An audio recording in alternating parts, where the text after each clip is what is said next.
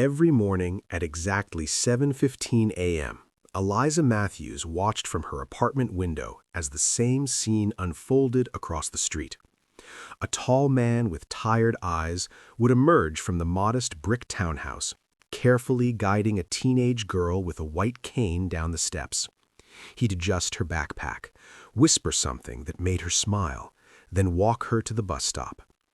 What began as casual observation became Eliza's daily ritual, one that would unexpectedly change the course of multiple lives, including her own. Eliza had moved to Oak Ridge 6 months ago after her divorce, seeking a fresh start in the quiet suburban neighborhood.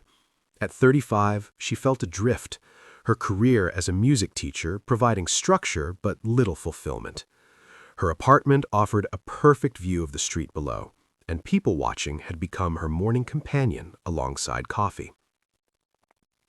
The man across the street, whom she'd mentally nicknamed Bus Stop Dad, caught her attention because of his unwavering routine.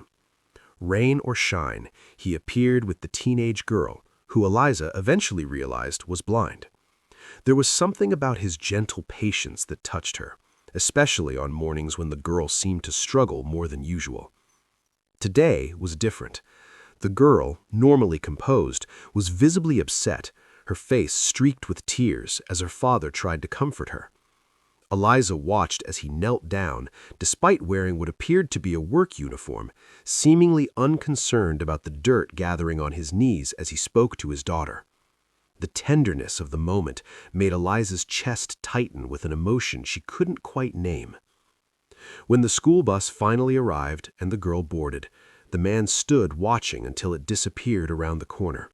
Then his shoulders slumped, and he checked his watch with a worried expression before hurrying back toward his house. Eliza surprised herself by grabbing her coat and keys. She wasn't typically impulsive, but something about the man's expression had stirred her. By the time she reached the street, he was rushing back out of his house, keys jangling as he headed toward an old sedan parked at the curb. "Excuse me," Eliza called out, immediately regretting her boldness. What was she doing? The man turned, surprise evident on his face. Up close, she could see the exhaustion etched into the lines around his eyes, though he couldn't have been much older than 40. "Yes?" His voice was deep but gentle, tinged with the wariness of someone running late. "I'm sorry to bother you," Eliza said, suddenly feeling foolish. "I live across the street, and I couldn't help noticing your daughter seemed upset this morning. I just wanted to make sure everything was okay." His expression softened slightly. "That's kind of you. Lily's having a rough time. Her music teacher quit yesterday. Budget cuts at the school. Music is everything to her." He glanced at his watch again. "I'm sorry, I'm already late for my first job." "First job?" Eliza asked before she could stop herself. "I work 2 shifts," he explained, a hint of defensiveness in his tone. "Morning at the warehouse, evenings at the grocery store. Single dad life." He attempted a smile that didn't quite reach his eyes. "I'm a music teacher," Eliza blurted out. "I mean, that's what I do, for a living." The man, James, she would later learn, stared at her as if she'd spoken another language. "You're a music teacher?" "Yes. Piano primarily, but I teach other instruments too." Something flickered across his face. Hope, perhaps, before he shook his head. "That's quite a coincidence, but I really have to go. I'm already going to catch hell for being late." "I could help," Eliza said, the words tumbling out before she could reconsider. "With Lily, I mean. I could teach her after school. No charge," she added quickly, seeing his expression. "I have the time, and it sounds like she could use it." James studied her face, suspicion warring with desperate hope. "Why would you do that for strangers?"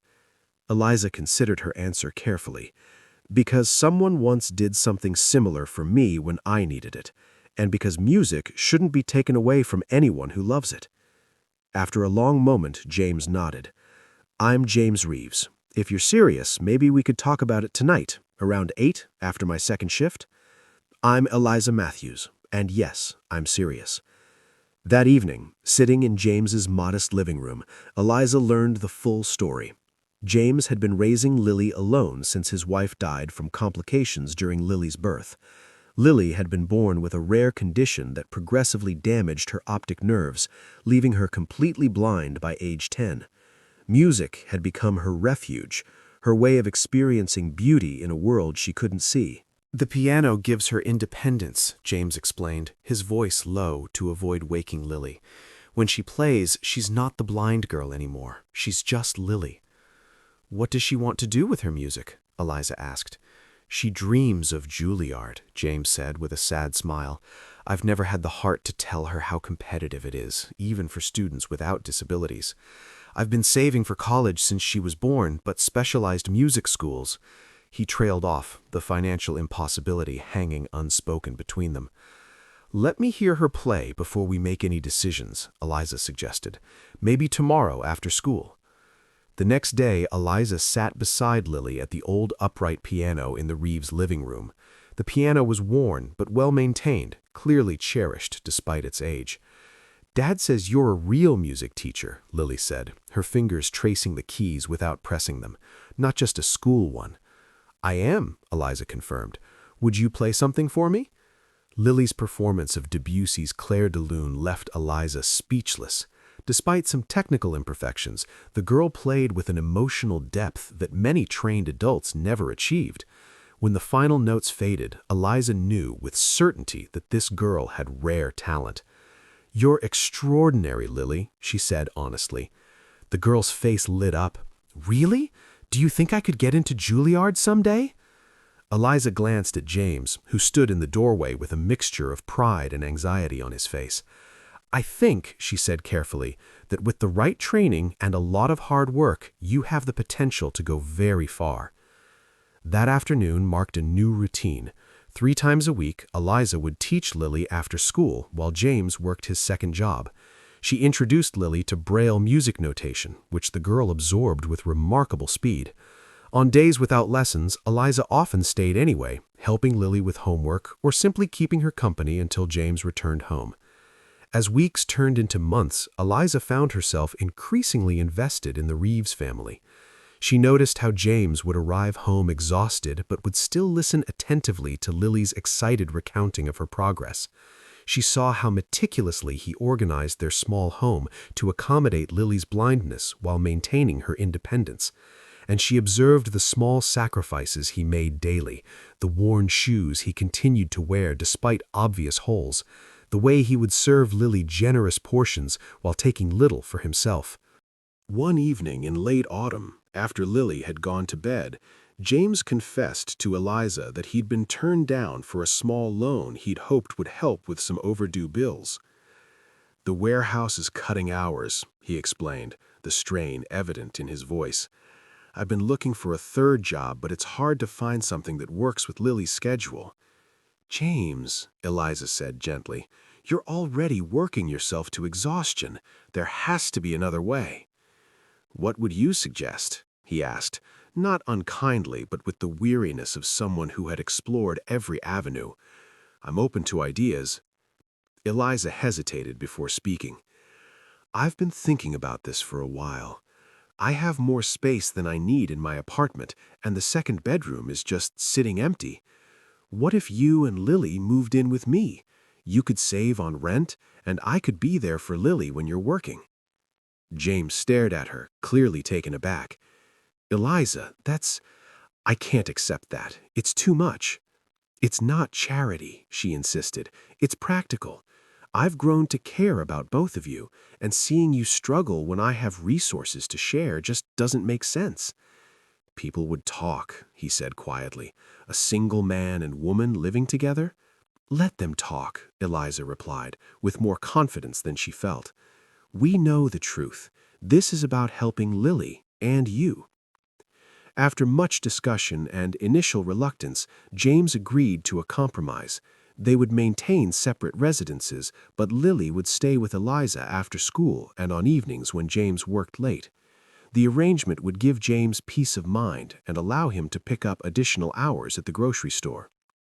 As winter settled over Oak Ridge, their lives fell into a comfortable rhythm. Eliza found herself looking forward to Lily's company, to their conversations about music and life and dreams. The girl's perspective, shaped by experiencing the world through sound, touch, and smell rather than sight, gave Eliza new ways of thinking about things she'd taken for granted. James, too, became a fixture in her life. He would often stay for dinner after picking up Lily, his initial awkwardness gradually giving way to comfortable conversation. Eliza learned about his previous life as an architectural student before Lily's birth and his wife's death had derailed his plans. In turn, she shared stories of her failed marriage to a man who viewed her music career as a hobby rather than a vocation. He never understood why I couldn't just teach during school hours and be done with it. He didn't get that music isn't just what I do, it's who I am. I understand that, James said quietly. It's how Lily feels too. Their eyes met over the soapy water, and something shifted between them, a recognition of shared values, of mutual understanding that neither had experienced in a long time. The change in their relationship might have remained unacknowledged if not for Lily's perceptiveness. One Saturday morning, as the three of them prepared breakfast together, a weekend tradition they'd established, Lily suddenly asked, "Are you two in love?" The question hung in the air as Eliza nearly dropped the bowl she was holding and James choked on his coffee. "What makes you ask that, sweetheart?" James finally managed. Lily shrugged, her fingers expertly cracking eggs into a bowl. "Your voice changes when you talk to each other. It gets softer, and your breathing patterns shift. Plus, you both smell happier when you're together." "Smell happier?" Eliza echoed, bewildered. "Everyone has a baseline scent," Lily explained matter-of-factly. "When people are happy, it changes slightly. More, open? It's subtle, but I notice." Eliza and James exchanged glances over Lily's head, neither quite ready to address the perceptive observation. That evening, after Lily had gone to bed, they finally spoke about what had been growing between them. "I didn't plan this," James said, his voice low as they sat on Eliza's balcony. "When you first approached me that morning, I thought you were just being nosy." Eliza laughed softly. "I kind of was. But there was something about you, about how you were with Lily, that I couldn't ignore. I was drowning, trying to be everything for her and feeling like I was failing at all of it. You threw me a lifeline." "And you've done the same for me," Eliza replied. "Before you and Lily, I was just going through the motions, teaching without passion, living without purpose." James reached for her hand, his calloused fingers gentle against hers. "So what now? Lily's right, you know. I do feel different when I'm with you." "Now," Eliza said, squeezing his hand, "we see where this goes. No pressure, no expectations. Just us figuring it out together." Their first kiss, when it happened moments later, felt like the natural conclusion to a conversation that had begun months ago on a suburban street. Spring brought new developments. Lily's talent had continued to flourish under Eliza's tutelage, and Eliza had contacted an old conservatory friend who specialized in working with visually impaired musicians. After hearing recordings of Lily's playing, the friend had arranged an audition for a summer program specifically designed for promising young musicians with disabilities.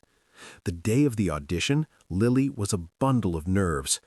"What if I mess up?" she whispered as they waited outside the audition room. "What if they don't want a blind pianist?" "Then they'd be fools," James said firmly. "But that won't happen. You're ready for this, Lily." Eliza nodded, though Lily couldn't see it.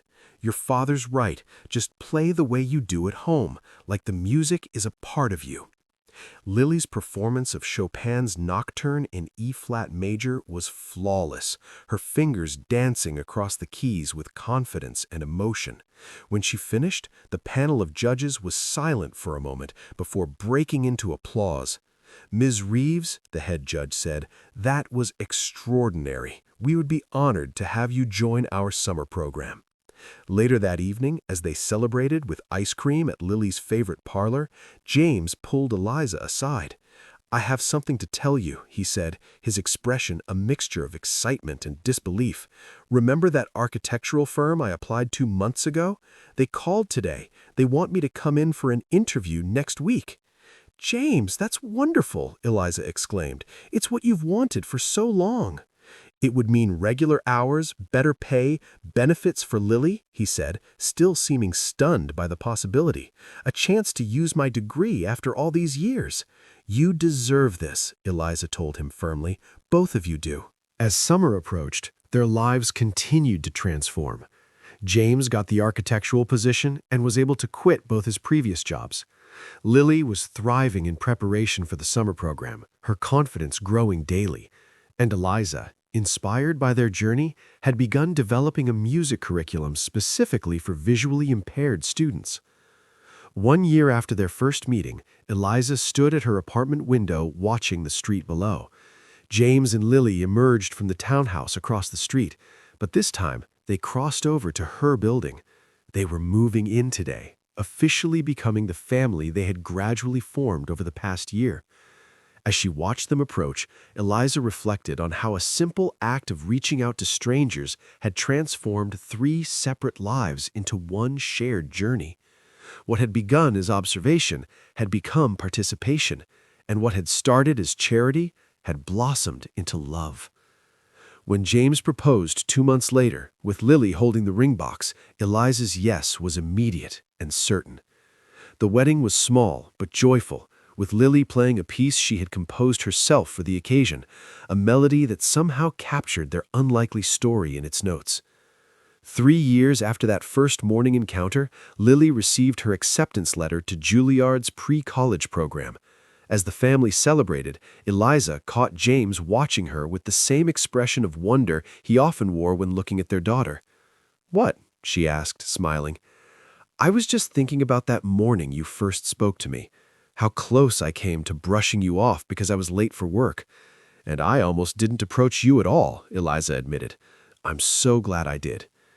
"You know," Lily interjected, her fingers tracing the acceptance letter written in Braille, "most people think being blind is about what you can't see, but sometimes it's about helping others see what's right in front of them." James and Eliza exchanged glances, acknowledging the wisdom in their daughter's words. Sometimes the most profound connections begin with the simplest acts of kindness, a morning greeting, an offered hand, a shared talent. And sometimes the people who help us see clearly are the ones who cannot see at all. If this story touched your heart, please don't forget to like this video and subscribe to our channel. Remember that compassion and connection can transform lives in ways we never expect. Sometimes all it takes is the courage to reach out and help someone through their morning.